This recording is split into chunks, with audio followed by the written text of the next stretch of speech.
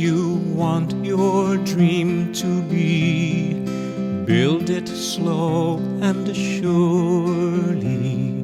Small beginning, greater and heartfelt work. Qui est cet homme que nous prétendons connaître? Eh oui, François, né à Assise, au foyer de Pierre Bernardo et de Dame Pica. François vit d'abord une jeunesse folle. Participant à la guerre entre Assise et Pérouse, il est fait prisonnier. Plus tard, parti pour une autre guerre, il entend une voix lui dire « Pourquoi sers-tu le serviteur et non le maître ?» C'est pour lui le début d'une nouvelle existence. Rentré à Assise, le roi de la jeunesse se tourne vers les pauvres et les lépreux. Il a 24 ans.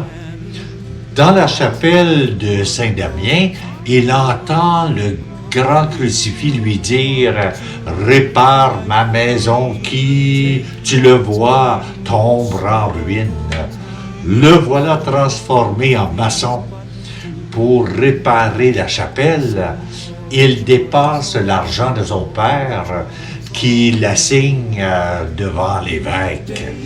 Il se dépouille alors de ses vêtements en déclarant qu'il a d'autre père que celui qui est aux cieux.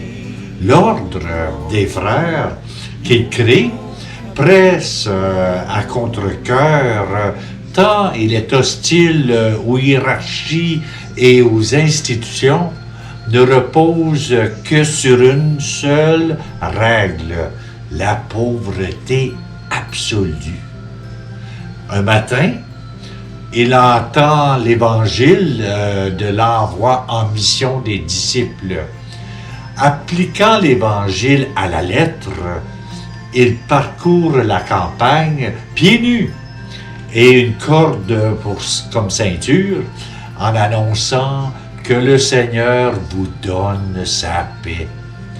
Des compagnons lui viennent, il rédige une règle faite de passages de l'Évangile. Quand ils seront 12, ils iront à Rome pour la faire approuver par le pape Innocent III.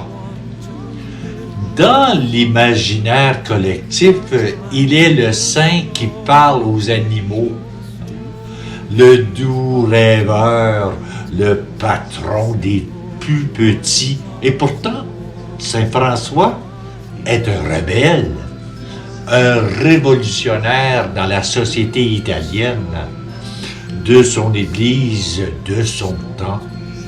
Certains, comme historiens, Jacques Le Gouf, prétendent qu'il a sauvé l'Église, menacée par sa décadence interne.